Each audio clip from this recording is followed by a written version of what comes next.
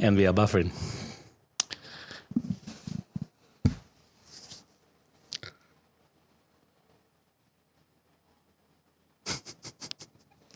Are we live or we are not live? No one knows, but hello everyone and welcome to Grayzo's Mr. Friday live stream. And today we are showcasing your work. So thank you everyone for submitting your black and white photographs for Black and White Challenge. As usual, please let me know how is the audio, how is the video. We have a special judge guest today. His name is Levett. He's going to judge all your black and white photographs. Really? You're putting me on the spot, are you? I think it's pressure not on you, it's on them. Oh. Now they have to think twice. Was it the right photograph we've submitted to this challenge? But thank you, everyone.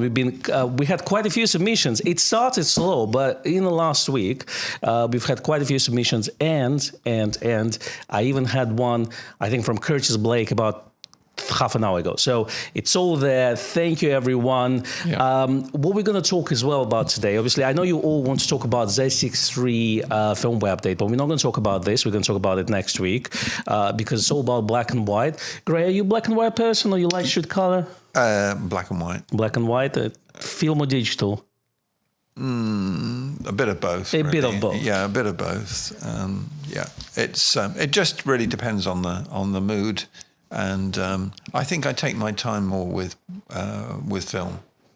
Sounds good. What's your favorite film stock? Is it Tri-X, HP5? Tri-X, I think. Tri-X? Yeah. Classic. That was always a favourite of mine way back when. That and I quite liked FP4 as well. FP4, yes, beautiful, high contrast. Yeah. Really love that. Yeah. Definitely. One thing I'm going to mention, because we've got quite a few photographs being submitted, so 3 or 4 plus images. So for the next challenge, whenever we're going to have it, please submit 1 or 2 marks. This is the last time we're going to show 3 or 4 images. That's the thing. But I want you to choose the best image. You be the judge, not me, because at the end of the day, I'm going to see what you produced. I'm going to all enjoy that. So let's start. Let's see if everything is working okay. Of course, everything's been reset. But while we're going to do this, we're going to start with the first submission, which is 3 images. But the reason why I've chosen all 3 is for a very simple reason, actually, is because it's been taken by Arnie Bataleni, and he says that he is basically enjoying trying different film stocks and what difference it gives. So I've put this image up. Hopefully it's there. Hopefully you can see it in a second.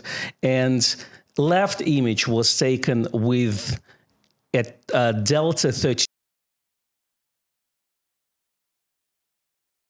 And yeah, I mean, 3200 ISO film generally offers rating at about 1000 ISO. 1600 is just pushing it a little bit, but you can see how moody it is. And the next shot, which is in the middle. Sorry, could you just go back a bit? Is that an old wartime bunker?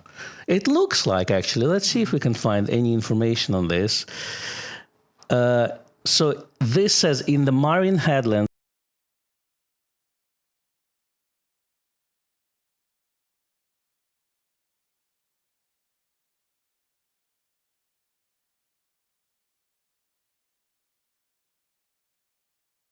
That's what it is. And then the next shot is taken with former 100 film, which is 100 ISO film, and you can see how kind of smooth and buttery it is.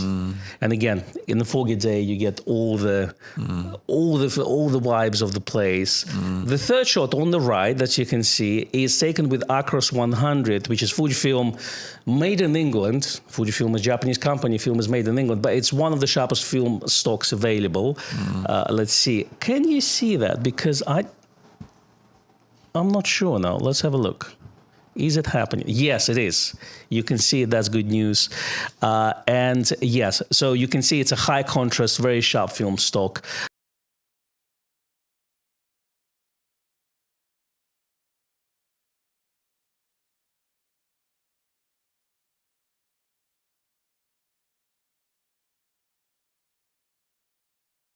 Curtis, did I say your image? No, let's find you again. I'm just going to save this image in a second. That was a last minute submission. Here we go. It's going in.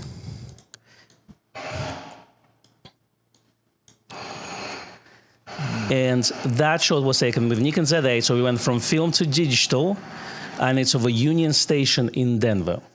I think every big town in United States have a Union Station, isn't it? I think you're right. Yeah, I've been in Denver and Colorado, but not to that station. So apparently it was renovated in 2014, has become a highlight in downtown Denver for tourists and photographers. I can see why. And then he says the framing on the left of the picture is sort of canopy for the interstate train terminals. That's what it is. The next one up, we have Christopher Lang, another film shot. Let me find it there. And there are two different shots here. Let's see if we can... There's no image of us there. Let's have a look if we can put ourselves in there as well. People say buffering and freezing. Unfortunately, yes, we had a connection issues there. I think the reason for that is being the roadworks outside. Yes, we are being plagued for a number of months now as they decide to dig up the road with abandon and then leave it for months on end. Just with the machinery and nothing else going on. It's the gift that keeps on giving, really. That's right. Can you see us okay? I can see we are buffering, but we're going to wait a little bit. Hopefully it clears. I'm not 100% sure. Maybe there's some messages we could read out. So, yeah, I think they're drilling that internet cable. Let's have a thank you very much, Jay Blue. The problem is they can't hear us. Oh! That's the thing. If we are buffering, they can't hear us. Can you see us?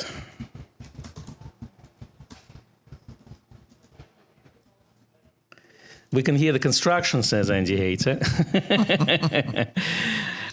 Sounds like you're in New York, says Seth. Yeah. Oh, it's Seth Miranda. Yes. Hey, Seth. That's right. We're on F Train. And we're looking forward to Seth Miranda and Joe McNally coming over in December. Absolutely. For their event. Absolutely. I have my list of questions. Becky booked her holiday just to come and see you. Let's do a podcast together. It seems to be back to normal. At least you guys can see us because on the stream, we don't know what's going on. But what we have now is the images from Christopher Lang, who demonstrates two images here. So he says the first one I took of my with my beloved Nikon F3 HP and newly acquired, drumroll, knocked Nikon 58mm 1.2 AIS lens with red filter. Great. Tell me about this 58 lens. How good is it? Well, it's an exceptional lens, and it continues to command very, very high prices, hugely sought after, and I spoke to a number of quite well-known photographers in the past, and that was the lens that they always zoomed in on, and it's a terrific lens. Quite rare, isn't it? Extremely difficult to find. I don't think we've had one for about 6 or 7 months, and you get them in and they're gone within a day or two.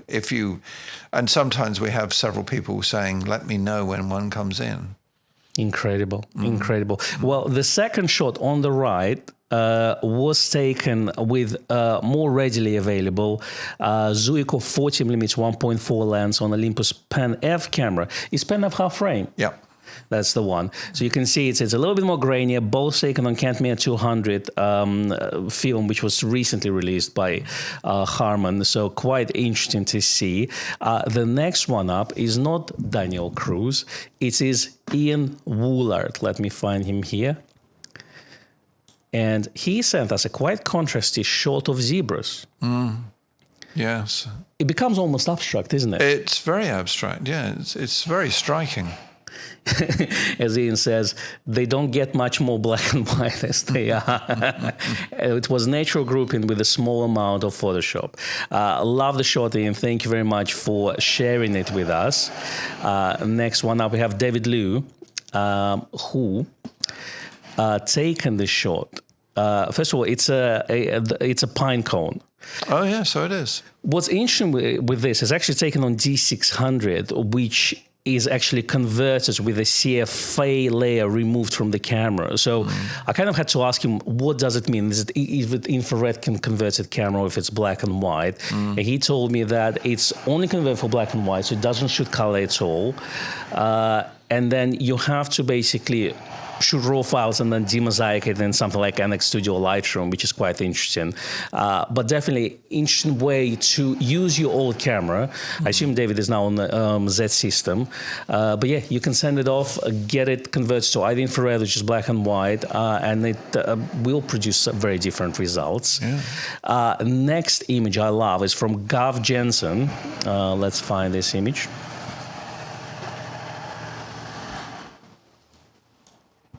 And I just love this shot, Gray. I mean, just... It's impressive, isn't it? Absolutely. It's beautiful, very moody, and he says it's taken with Nikon Z8 and 70-200 lens. The scene felt timeless in black and white, a citadel of wings against the sea. Whereabouts is that? Has he listed a location? On the Farne Islands. Oh, Farne Islands. Yeah, this past May. Thousands of guillemots and kittiwakes transform the cliffs into a living fortress.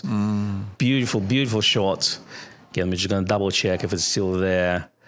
Absolutely lovely. Let's see your comments in a bit. Meantime, Seth is saying, hi, Gray.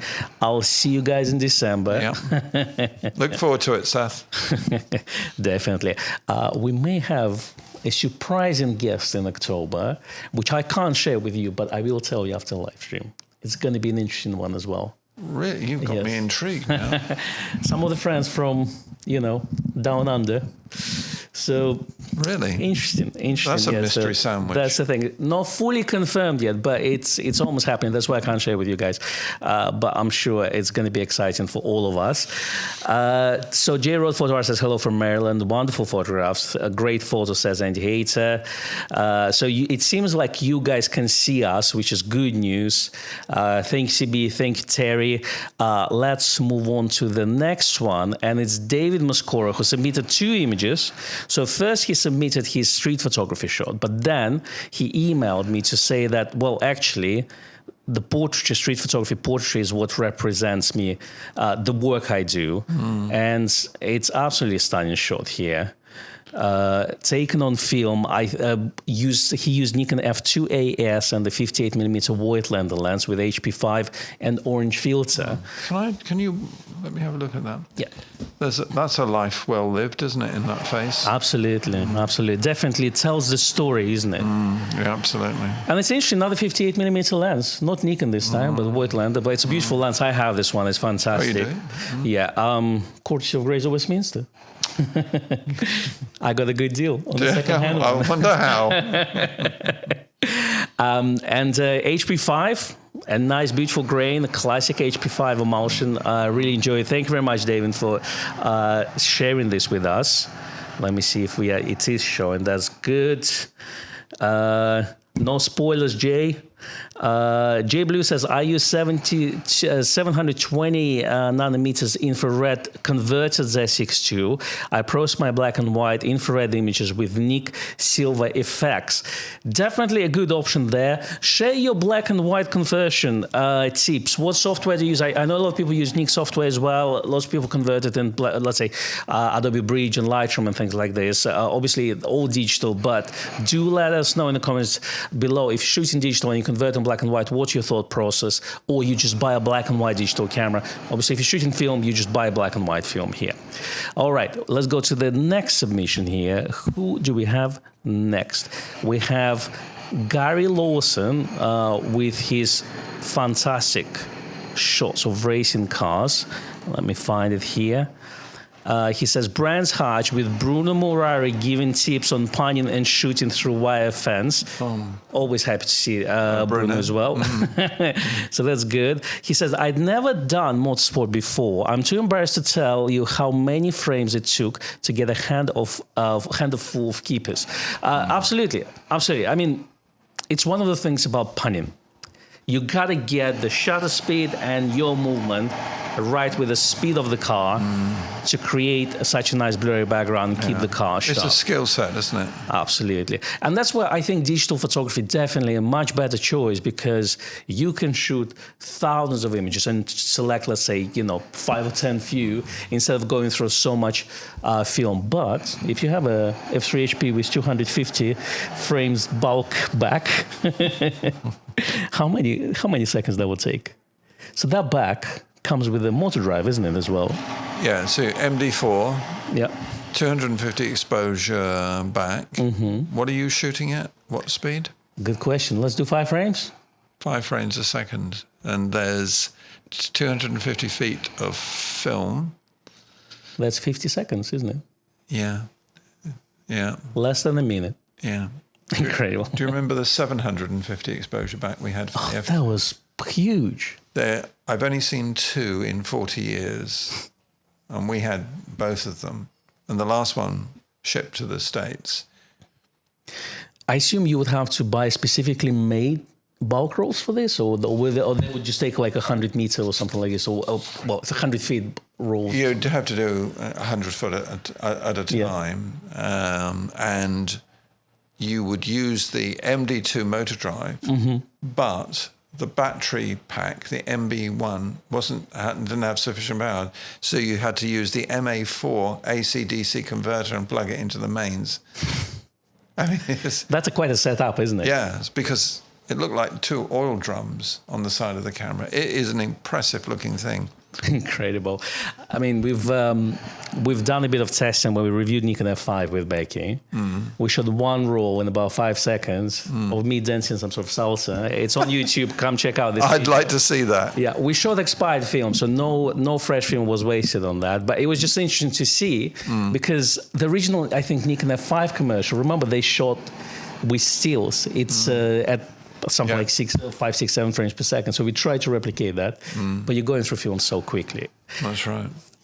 Let's have a look. Roland says, never knew that 750 frame back existed. And David, the drunk wedding photographer, says Nikon F5 for the win. Absolutely. Kirill says, didn't realize racing cars could look so great in black and white. Well, Kirill, it's time to take out your Lansing camera and go for your closest racing course. I don't know. All I know is if you talk about American racing, is NASCAR. Anything else? Well, that's the big one in America. Yeah. Where they have NASCAR, but they also have those things where the wheels are colossal. Yes, the monster trucks or something. Yeah, love those. Yeah, I was once in Colorado, the Colorado and Wyoming Mining Corporation, when they were doing some dynamiting, and they would dynamite the side of a hill, and I expected,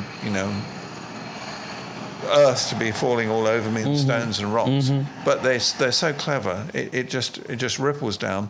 But we got into one of these trucks, and I think the engine alone cost £250,000, and if you wanted to replace one of the tires, which were almost as big as this room, you're talking hundreds and hundreds and hundreds of pounds. Yeah, it's always surprised me when you see a picture of this truck next to a normal car. Yeah. And it's just incredible. But yeah, Demolition Derby is another one. That's the one, yeah. Absolutely. Okay. Says they used a lot of those high volume backs for public school photos here in the 80s. So I guess, if you're photographing lots of students in a school. Yeah, that's right. That's true. All right, let's see who is next in our lineup. We've got Colin Murphy. And Colin sent us 6 photographs. I've chosen only 2, but those are the interesting ones because he chose to use black and white in a bit of a creative way, I would say, because you got a black and white shot, but then you see a small element in color. Oh, yeah. So it might not be easy to see, or especially if you're watching on a mobile phone. There's another one. Yeah, that looks like one of those. What are those cats called? Maine Coons, aren't they? Maine Coons. I'm not. I thought they have brown and grey and white cats, but I definitely know more. Let's just see. I think we didn't show those images, so let me just see if it's going to come up in a second. Sorry, Colin. Here we go. It's there. We're up and running. That's good news. And again, it's another interesting way of using black and white, especially on digital. You can be creative. Another way to use it is what we call duotone or something like this. When let's say you have image black and white, and then you have, let's say, a red dress, and you just leave the red being red. It's very effective, isn't it? Absolutely. A bit like, I'm just trying to think of the film that Spielberg made. It'll come to me. It will come back to you, absolutely. And it was all in black and white, except there was a little girl in a red coat. Do you remember? I'm thinking Sin City, but Sorry? I'm thinking Sin City, but it's kind of a similar stuff. Of course, you would have seen Sin City. Yeah. They released a Schindler's List. Schindler's List. That was the one. I've only watched this once. It's not something you come back to, isn't it? It's rather harrowing, isn't it? I mean, it is a lesson to learn, absolutely. And it's but there's certain movies where you just don't come back to them. No, well, once was definitely enough. Absolutely. I'm not like Batman. We're going to see some Batmobiles later on. Are you? Yeah, we're going to discuss all this. Not going to spoil it for you, but it's coming. All right, let's see who is next on the list. And I think we got Greg Lohan, who sent us 2 shorts. He has a story behind this. So he says, I walked around the National World War I Museum in Kansas City, Missouri yesterday, and stone steps next to one of the museum galleries lead up to pedestrian plaza overlooking downtown. I usually look for details and parts of buildings rather than full building photos, so almost close up. In the architecture photo challenge a couple of years ago, Becky described my photo as of a portion of the Performing Arts Center here as almost abstract. Yesterday, I was attracted to the light and shadows and texture of the stones in the bright, hot summer light. So that was, both shots were taken with Nikon Z7 and 2 Voigtlander upper lenses, 35mm and 50mm. Here we go. I like it. They're almost distortionless, aren't they? They are. Which one do you prefer, left or right? Left. I agree with you. I think because it kind of tells a story. And it's a bit more three-dimensional, isn't it, as well? Yeah. Let's go to the next submission. Who is next? Next one we have Jakub from Slovakia. And he says... here's one of my friends having a bit of a Q&A session after the show. I love how light hits him in the angle and how the cup makes additional shade on his face. Taken with Nikon ZF and 2875 Tamron lens. I like the shot.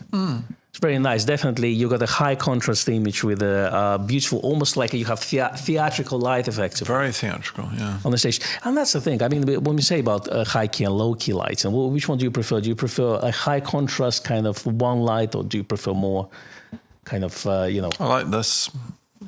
I mean, it works in different ways, isn't it? Yeah, it really depends what you're trying to communicate, really, as a photograph. Absolutely. Andy Hayes says, great light in here.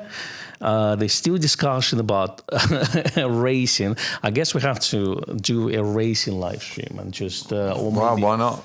Or maybe a racing photo challenge, who knows? Yes. Yeah, maybe one of those vintage rallies down at Silverstone might be fun. That's true. That's true. I want to go. I've been to one with Nikon years and years ago. I mean, you nowadays you have to book quite in advance, isn't it? Absolutely, because I remember Mark Fury, who used to work for Nikon, invited us in, and as we arrived at the refreshment tent, he said, "Welcome to corporate hostility." They have this strip of houses built around the race course, and there's nothing else in there. It's just fields and fields. But those houses cost a fortune because they're right next to Silverstone. Absolutely. All right. That's a rather timeless shot, isn't it? That's right. It looks like a shot from the past, doesn't it? So we got. Looks like Amish. That's right. That's right. He says Jimmy Manzios, who says, It was taken in Old Starbridge Village, Massachusetts. And it's taken on Nikon ZF 28-400mm lens, 105 6.3.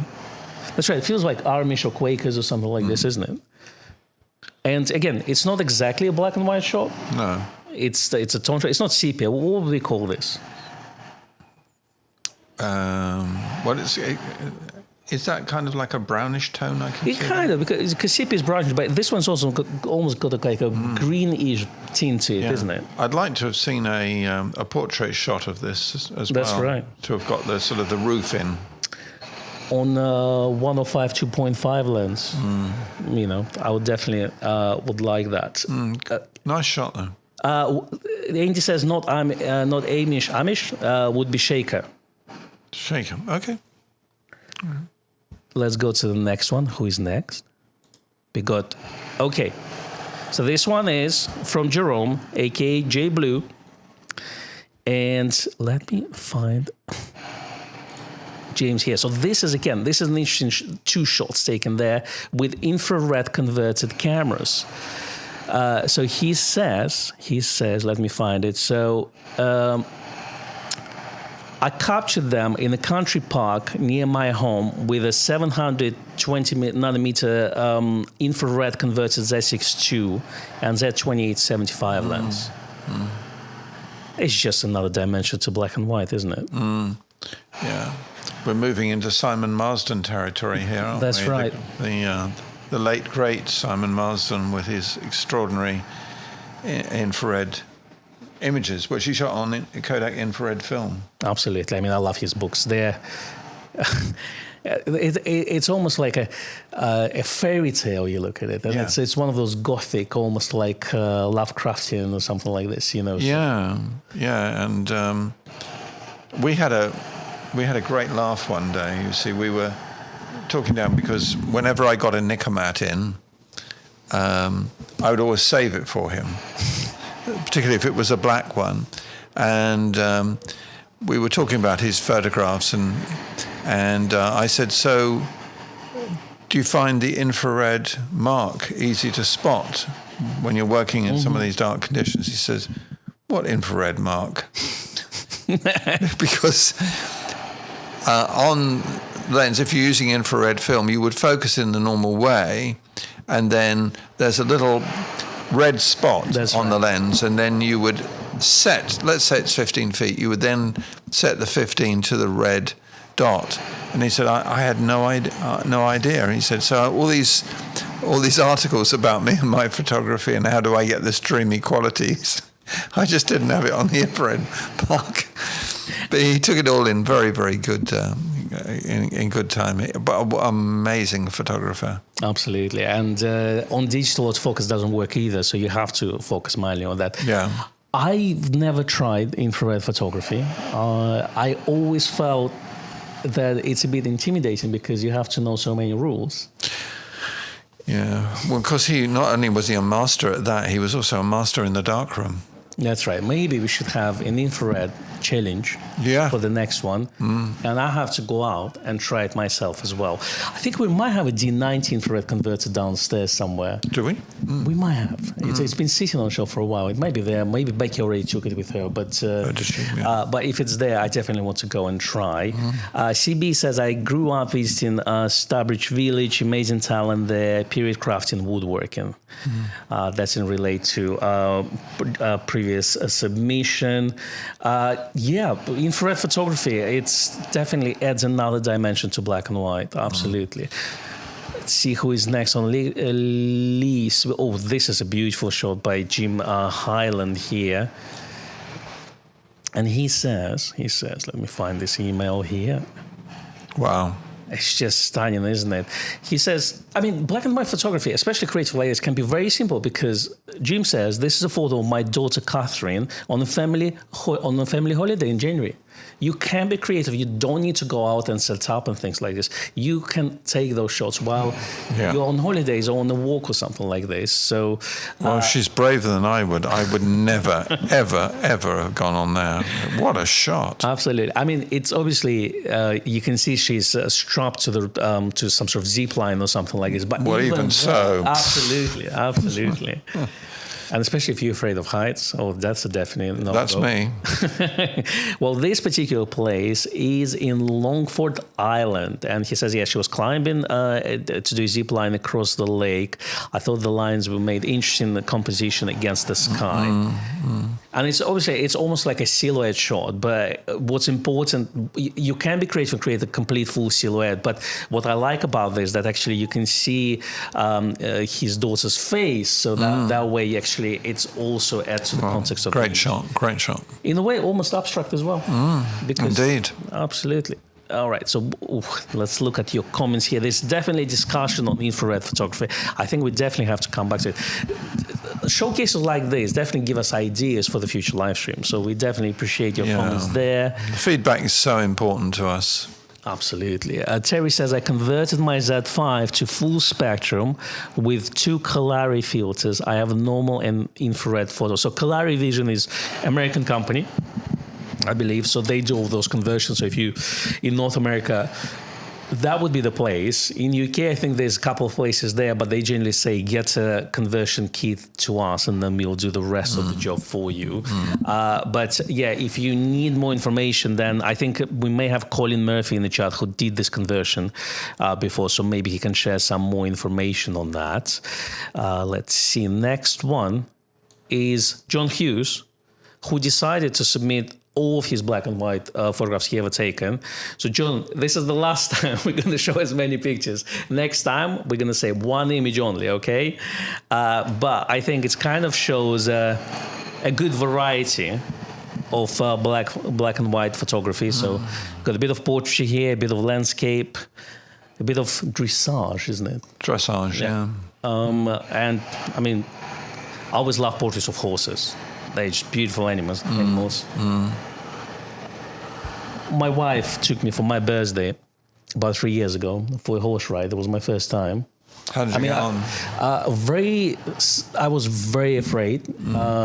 As a kid, obviously, I would would go and have ride a donkey or something. But they get to this place. It was somewhere in the North London, in the farm.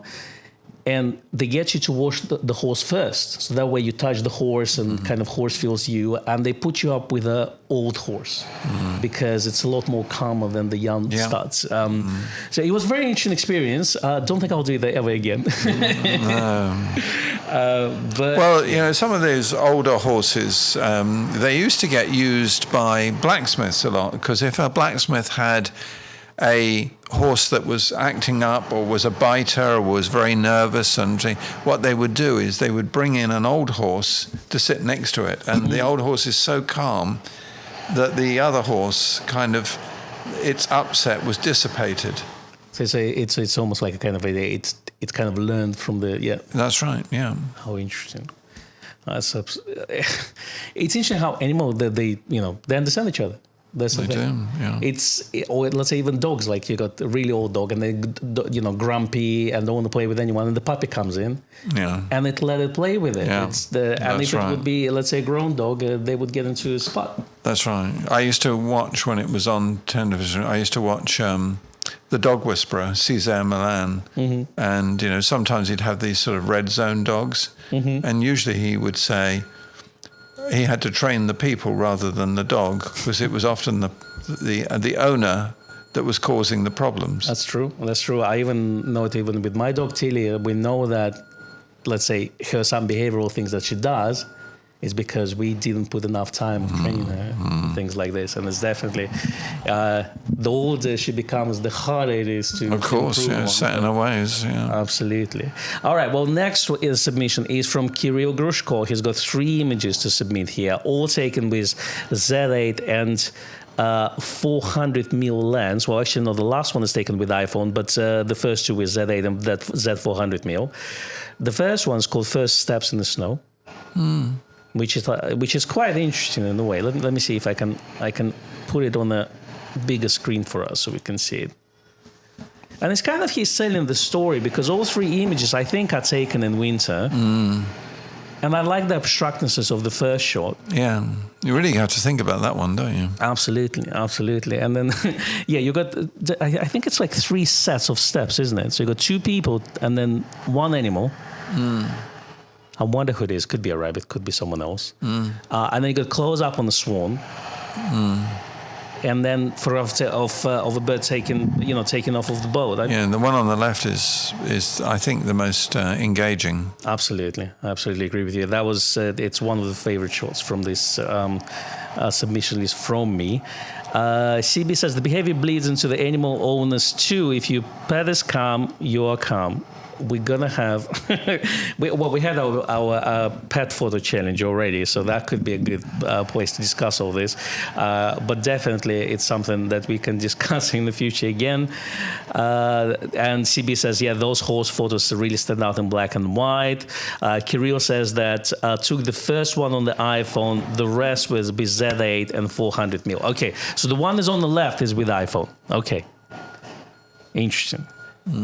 And you would say, and we like this. We like this shot probably the most, and that's what the interesting thing. You don't need to have a very expensive equipment. Oh, could I ask you if you would kindly post some likes for us? That would be very helpful. And if you're not subscribed, please do. We'd love you to join us. Absolutely. It definitely helps the channel, and the way the YouTube algorithm work is the more you subscribe or like, the more it will share with the stream with other people, and generally like-minded people who, let's say, love photography, equipment, art of photography, etc. So that's what it is. QNetX has a question. Can Gray tell us about 180mm 2.8 lens? I recently bought one and it seems to be outstanding. What would you like to know? Good question, QNetX. What would you like to know? I mean, I know the lens very well. It's a good lens? It is a really good lens. It's very popular. It's incredibly well built. It's not In too big, fact, too heavy. if you have a second, can you get me down the original eyes of Nikon on the, you see those white? Go along to your left. Eyes of Nikon. Yeah, that's the one. This is... No problem. We've got all the information you need. Okay, 180.2.8. Okay, here we are. Here we are. Yeah, so...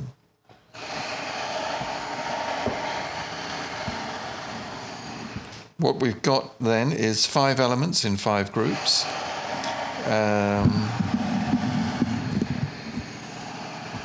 It focuses down to 6 feet and weighs 800 grams. You can use a teleconverter with it, TC200 or TC201. Great for sports and action and things like that, but just it's superbly sharp. This is the book that Con just got me out of my library here, and it's an absolutely terrific book. Takes 72mm filters. It's fairly small and light, isn't it, as well, for this type of lens? Yeah, no, absolutely, yeah. Whenever we get them in there, they go pretty quickly, and we're very fussy what we take in. That's true. And for some people, when they say, well, I already have 105 portrait lens. Do I get 135? And we always say, well, 135 is too close. Get 180 instead. Yeah. And then obviously you got 200 also focus ones, but 200 f2, but it's big and heavy. So 180 is a lot more portable. Yeah, huge. Absolutely.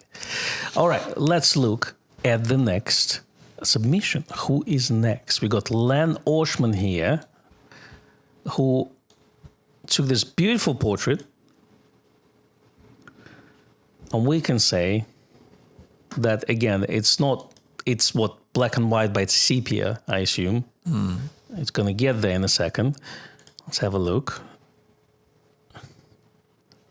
And it's a beautiful light, a nice and soft light that brings the subject into the center of the image as well. Yeah. Do love this shot. Good background as well, nicely textured. It works, doesn't it? Absolutely, because sometimes, just plain background can be a bit too plain, so a bit of texture does help. Maybe it's a hand-painted background, who knows? The next Len who has an image for us is, so that was Len Oshman, and then we have Len Shepard here, who also took some photographs and some portraits. Let's have a look at that. And he says that they were taken with Z8 at very challenging ISOs. So 5000 ISO at 60th of a second at 6.3 with 2470 f2 lens. So I assume that no stage lighting were used, no studio lighting were used, but it's a use of natural light, and that's how good those cameras are. Because effectively you got the backlight effectively coming from the back, so you need to crank up your ISO quite a bit to get that shot. And I think there should be a fill-in at the front. I have a feeling there was a fill-in light there. You got that lighting there, haven't you? That's right, because otherwise we would get complete silhouette, isn't it? That's right, there should be a fill-in. And the second shot, which is for you, would be on the left, I think. Let's have a look. Almost there. Is it there? Should be there. Oh no, let's try again. All right, so let's see. Did we have picture from Len Oshman? That's a good question. Okay, so you got photograph of Len Shepard. So we're going to find Len Oshman. Len, bear with me. I'm going to show it. We've missed you, but we're going to show it in a second. So that's the first beautiful use of black and white. So that was Len Shepard. Let me show you photograph taken by Len Oshman. And this was the discussion about the use of the textured background and the nice soft lighting. Here we go. If I missed anyone else before that, definitely let me know. We saw John Hughes, we saw Kirill. Yes, we got Len Oshman now, and we showed you Len Shepard before. Yeah. Perfect. So this is all done. The next one up is an interesting one as well. It's by Matt Ley that I've learned, because Matt Ley's name is spelled with L-E-A. So I always call him Matt Ley, and we knew them for a very long time. So when he submitted this image, he finally told me that it's pronounced Ley. Right. So I've remembered this now. From now on, if I mispronounce your last names, definitely email me and I will learn them. This is an interesting one. It kind of tells us a story. He says, the lighthouse and stone were taken in Anglesey, while the Avebury stone circles. Yes. In Wiltshire. Yeah, I know it very well. I've been there a number of times. I've photographed that stone circle. There's a pub there called the Red Lion. I don't know if it's still there, but Avebury Ring is quite something, actually. Matt, you got to tell us if this pub is still open. It's very important here. We need to know. He says that, this place dates back 4,000 plus years, but it tells us the story about the area and the lighthouse. And that's why I combine all three images together. They tell a story. You wouldn't think they do, but actually, when you know the context and background, it creates quite an interesting, I would say, landscape of all places. But high contrast. I think we can see the high contrast throughout all three images as well, which again fits this set, in my opinion. So yeah, definitely enjoy that. Like the shot of the lighthouse class. Never been in a lighthouse. Have you not? I've never seen. I've seen those, obviously, this beautiful, glass and on YouTube and things like this. Well, our friend Jeff Jukes, who's I've known since the late 70s, and he's a very keen photographer, and he lives up in the Shetlands now, but he's got a lighthouse, and not only is he a great photographer, he manages Bob Geldof, a band called Underworld, who are a platinum dance band, and Kate Bush, and he also looks after a charity by the Dalai Lama, because he's a Buddhist. But he's got this place up there. I don't know whether I could live in a lighthouse. I think I would find it very claustrophobic. Lots of steps as well. Oh yeah, those stack. My gosh, yes. Aren't they quite narrow, or are they still there? I guess as you get closer to the top, yes. Because usually the storehouses and the living areas are a bit lower down. I see. Well, Rowan says the Red Lion pub is still there. Oh, good. Time to book our next holiday, Gray.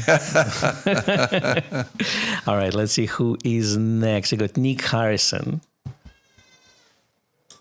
with a photograph of Batmobile. Oh. Here we go. Is that your favorite Batmobile, Gray? Or what's your favorite Batmobile? I think the best Batmobile is the when they did a new one, Batman Begins. Yes. The Dark Knight Rises. So that's the one. That's the one. That's the one. That also the bike came out of it. The fact that it was a tank. And I remember, what's it from Top Gear? Jeremy Clarkson actually had one in the studio. And he said, they tried it everywhere. This is it. It was built in Britain. I mean, it is a fantastic kind of tank-like thing. And all the other Batmobiles in the retelling of when they've had different actors take on the role, I've always thought they were over-designed and prissy in a way. But this one looks very no-nonsense. So that's Christopher Nolan's version. Christopher Nolan, that's the man. Yeah. And what's your favorite Batman movie? Oh, the Chris Nolan ones. Yeah. The whole trilogy or one specifically? I mean, there's Batman Begins. Batman Begins and the one with... Keith Ledger? Yeah. Yeah, The Dark Knight Returns? Dark Knight Returns was remarkable. Heath Ledger was remarkable as the Joker. It really was. And, one of the scenes where he's in a pool hall and he snaps a sort of a billiard cue in half and he hands it to these two men to say, right, fight it out. That was filmed in the basement of the Institute of Directors on Pall Mall. That's right. Yeah. I think the shocking moment for me in that movie was where he... The pencil? Say, let me show you the trick, magic trick. Any graphic novel, your favorite Batman graphic novel? Oh, The Killing Joke. Killing Joke? Yeah. Classic. Yeah. Absolute classic. All right, moving on from Batman and Nick Harrison to Nigel Sarton of those beautiful photographs of the planes. Ooh, Lancaster Bomber Hurricane, is it? And a Spitfire? That's right. The Royal Air Force Battle of Britain Memorial flights at an air show near me, taken on 26th of July. And it's taken with Z9 100-400 lens. Yeah. Whenever I hear a Spitfire go over, that Merlin engine, it just sends a chill of excitement, really. I just love the sound. Apparently, you can book an experience to fly a Spitfire for about 10 minutes. Yes. You go up and down. You have 5 minutes to go up and 5 minutes to go down. It costs about £1,000, or 1,500, something like this. Really? There, yeah. Gosh. Along the coast. Yeah. Beautiful shots. Again, the sky is a background and nice and blurred. Beautifully made. They almost look like a models, aren't they? They do. They do, yeah. Suspended in the air. Beautiful, beautiful shot. Thank you very much. It is a lovely shot, yeah. All right, so next one. Nigel Sutton, was that? That was Nigel Sutton. And the next one up will be Robert Ferguson. And we will find him in just a moment. We went from airplanes to architecture. And it's this kind of classic skyscraper type shot. For me, when I think skyscrapers, I always think New York for some reason. Yeah, well, it's a natural one, isn't it, really? Absolutely. It's my first time in New York, and it was the first time abroad for me. When I saw Manhattan, my jaw basically was on the floor, basically, for 3 months straight. I know what you mean, yes. But beautiful classic shots, and let's see if we have any dates on this one. Yeah, D780 DSLR with f-mount 24 to 120 f4G lens, which is, according to Becky, is very good. Next one, now we got Rick Getty here. Let's find him as well. And it's a beautiful coastal shot. So this shot was taken in, I can't pronounce it, Rainis Dranga Sea Stalks. Where's that? Uranus, Dranga, Cesax. Yep. Well, I hope we're pronouncing it correctly. Probably. Yeah. Leica M8, that's a digital one from what I believe. And it's Gosh, beautiful you occasion. know what that reminds me of? The original Planet of the Apes. Yes. When he comes round the corner and falls to his knees, going, "Oh no," and sees the Statue of Liberty. That's true. Did you like the last trilogy that they did? Didn't we see it? You didn't see it? No. It was not bad. Was it good? It was not bad, yeah. I think that the problem with the old movies, obviously, they kind of aged a little bit. They do, yeah. For today's, I mean, still great, great movies.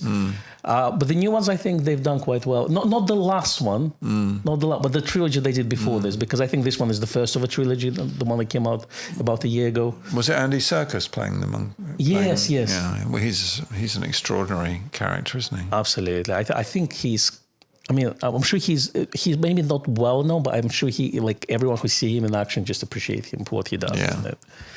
All right, let's see. We are on the last 5 submissions here. The 3 actually. It's got Simon Hopkinson with his almost studio shot of a ship. Let's find him. So I thought you said a ship. It's a sheep, isn't it? it is a ship. Yeah. Do you know what that reminds me of? It looks like something that might have been in a horror film. No disrespect. That's right. What was it? Animal Graveyard, or what was it? Stephen King. Pet Sematary. Pet Sematary, yeah. Yeah. That's right.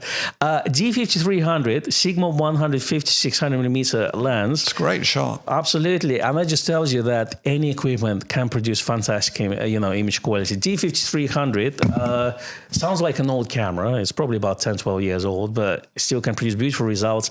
I like the light in here. So just as the texture, you can see each individual hair here. It really works too. The lighting's perfect. Absolutely. And then he says that, where is it? Okay, so this is shot in Swaledale in the Yorkshire Dales. Right, yeah. Sheep are definitely a feature of life here. Next one up, we have Terry Contopoulos with his fantastic landscape shot. Wow. Here we go. And that's New South Wales at Kiama. You're moving into kind of David Yarrow territory here, aren't That's right. There's lots of burning and dodging, isn't it? Shot with Canon 5D SR. I don't know what this camera is. Some unknown brand. And a 16-35mm 4 lens and 16mm. I like the use of wide angle because it's obviously kind of distorted and on some purpose, but it kind of just shows the scale of the place a bit more. But yeah, definitely. I think if it would be a film camera, you would spend quite a bit of time in the darkroom just trying to get such, kind of this burning and dodging effect and high contrast of this image. Next one is Tom Lawrence with a picture of a squirrel. Let me find him. So a bit of wildlife photography here, taken with Z50 Mark II and 7200 2.8 lens. What's the name of the squirrel in the park you normally see? Oh, George. George. Yeah. So it could be George as well. It could be his friend. It could be. Yeah, he's quite a character. Does he look more or less the same? It looks similar. I know when we enter the park, if he sees us, right the other way about, he comes charging down to greet us. I thought he would raise his hand and say, "Oi!" He's actually looking. He knows we'll feed him. And they said they definitely, they kind of save the nuts for the future, for the green day. What always amazes me is you see them burying them, and I often wonder why there isn't a forest of sort of of nut trees or something like that, or nut bushes, because God knows how they ever find them again. That's right. Jay's asking, are we planning any events for December this year? Is it too early to talk about that? It is. Well, it's our 40th. If you didn't know, it's our 40th anniversary of Grays of Westminster this year. So if you've got any ideas of anything you'd like us to do or put on or with a photographer, we're always open to ideas because, it's what you would like rather than what we would like. So if you do that, we'd appreciate it. So not a pub crawl, I guess. Around Pimlico. Around Pimlico, yeah. Definitely, we are open ears. Please send us some suggestions. We would love to hear them.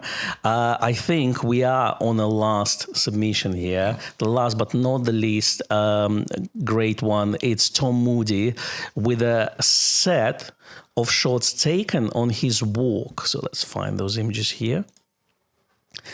He says, this is my first attempt at black and white, all taken on a local walk around my home in... Octomocty in Fife. I would never pronounce this correctly. Well, I used to live in Scotland, so... So you know this one. Z50 Mark II camera with 28-400 lens. And because 28-400 lens, so amazing all-rounder, you can do close-ups as well as a landscape wide-angle shots. That's nice. Looks like it's been a nice bright day, isn't it? And that's been a full-on, the end of Community Showcase. Thank you, everyone, for joining us. I hope you like this. We have some promotions, right? We do, yeah. I imagine a number of you are familiar with our magazine, Nikon Owner. It comes out 4 times a year. It's a beautiful, glossy publication. Full of photographs and articles by our readers. We have some extraordinary contributors to it.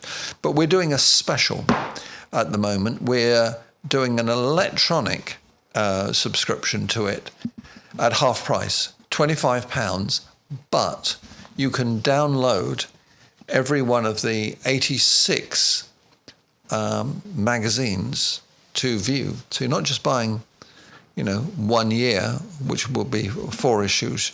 You're getting back to when we first started. So it's really worth your time. It is, although I might be to be biased, it is a beautiful magazine. It's very luxurious, we try and have a real cross section. So you get benchmark reviews by people like Simon Stafford. You get articles by Joe McNally, Moose Peterson, and people of that nature, as John Archer Thompson, Michael Ephriades, and people like that. So it's worth it, and for £25, it's sort of like the price of a filter, really, isn't it? That's right. So £25 for the digital subscription for a year with all access to the previous back issues. That's available at NikonOwnerMagazine.com. You can just go straight there and subscribe straight away. No code needed. We had a question about 180mm back in the day. From QNetX, I remember the nickname. Early issues of Nikon Owner magazine covers a lot of that glass that nowadays we would feel outdated, but since we come back a lot to old film glass and f-mount lenses, the early the early issues of the magazine, it's such a treasure trove of all that information, because that was the time where there's no YouTube. You can see millions of reviews on Nikon Z8. Will you see million reviews of Nikon F5? That's probably not. No, that's right. So I definitely recommend this. Thank you, everyone, for joining us today. Thank you, Graham. Well, my pleasure. For helping me. Yeah, it's been a while since I've been on, but it's a pleasure to come back. Thank you so much for sending us so many images. We obviously have a very talented audience, and the more the merrier. Wishing you a wonderful weekend, and we'll see you next time. All the best. All right, bye. Bye-bye.